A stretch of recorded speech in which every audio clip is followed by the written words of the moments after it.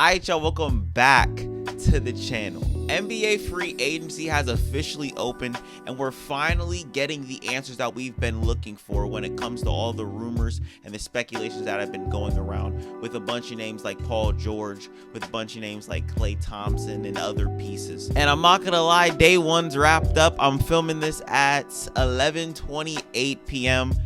That shit was boring. Maybe this is the soap opera NBA fan of me instead of the basketball side. I was thinking that as soon as it hit 6 o'clock, the Lakers would have signed Klay Thompson. The 76ers would have signed Paul George, but nope. Got this whole stalled out thing that we've been getting for the past 2 months about Paul George. Oh, here we go. He's looking like he's not going to re-sign. Unlikely to re-sign. And then Klay Thompson, oh, he met with the teams that he was looking like he was going to meet with anyway. I mean, we didn't really get anything that we really wanted. Like at one point, 6 o'clock hit, Luke Cornett was signed to my Boston Celtics.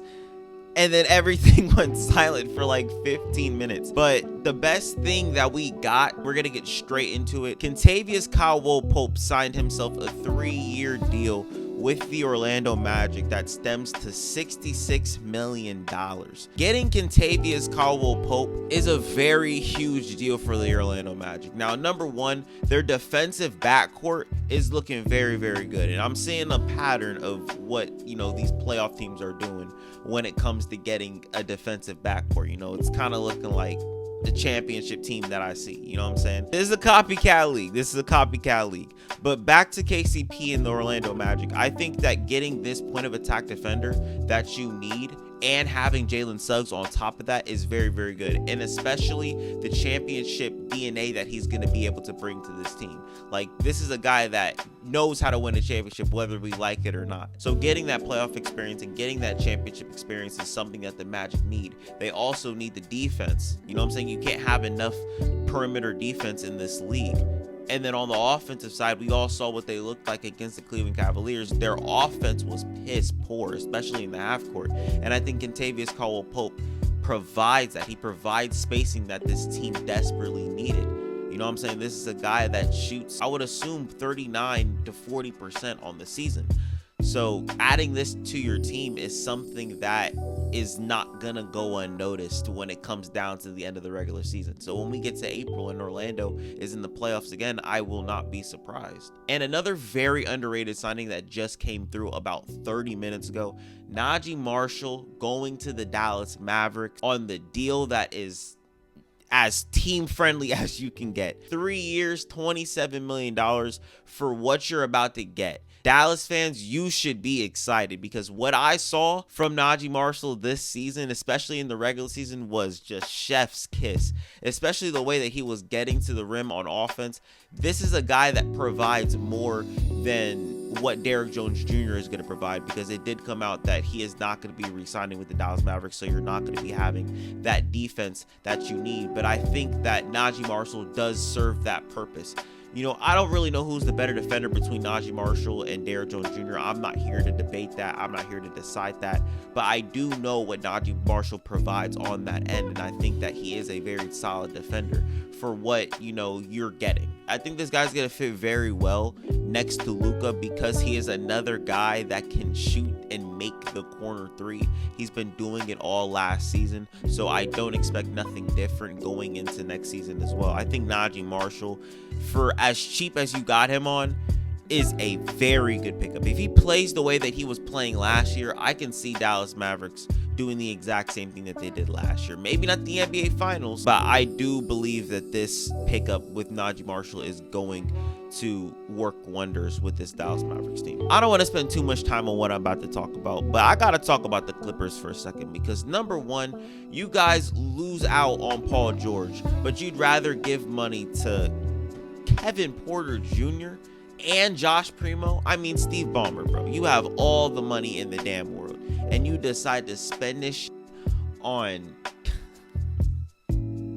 bull, basically. It's just why. I don't understand why. And another thing that I don't understand, the Washington Wizards. What? I don't know what they're doing. I don't know what they're trying to do, because Jonas Valanciunas, you signed him $30 million, 3 years. Why? I mean, you trade Daniel Gafford for Sean Holmes.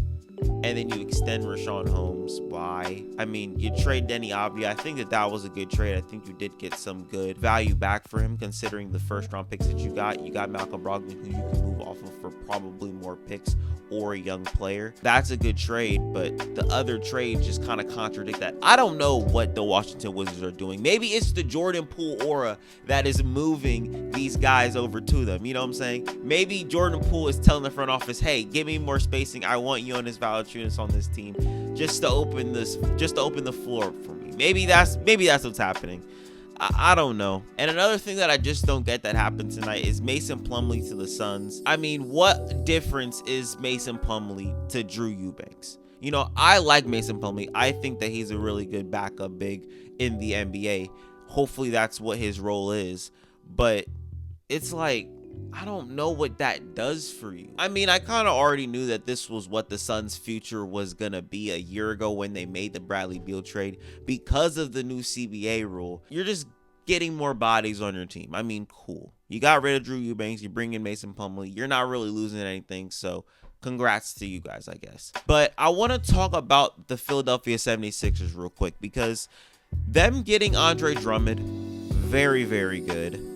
Them getting Eric Gordon, very, very good, because you can't go wrong with getting a very good backup big, especially the way that Andre Drummond was playing towards the end of last season. Very, very good basketball from him.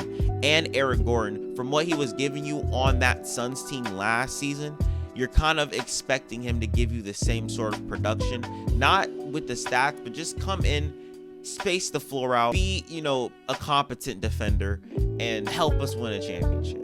You know what I'm saying? I think that these are very good pickups, especially for what's about to happen. When that domino falls and when Paul George signs on the dotted line tomorrow, I don't know if it's going to happen. Maybe it's already happened after this video comes out. Who knows? But when Paul George signs on that dotted line, everything is going to fall into place, and this team is going to be looking very, very nice.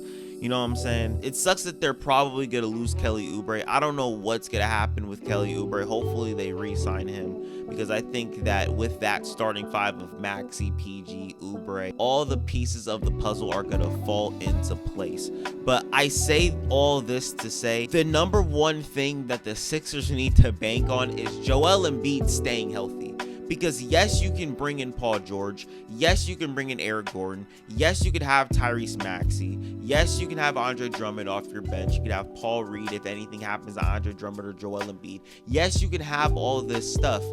But if you do not have Joel Embiid healthy for a full season plus a postseason, you are not winning a championship. Actually, no, scratch that. Scratch the regular season. He can, you know, play like 60-something games in the regular season and come in and give you what you need in the postseason and bring home a championship to Philly.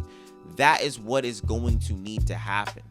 I'm going to continue saying that. I think the Sixers did as good of a job as they could have done without getting Paul George. But there's this team out west that's out in their own bubble that just got the #1 overall pick last year and is a generational talent that just so happens to need a point guard.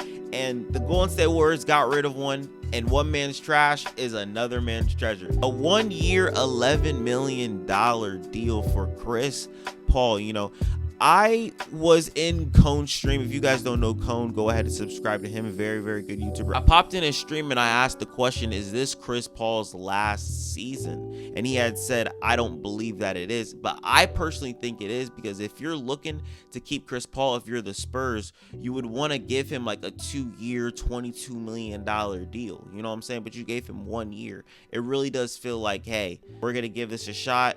We're going to throw only 1 year on it. If it doesn't work, then it doesn't work.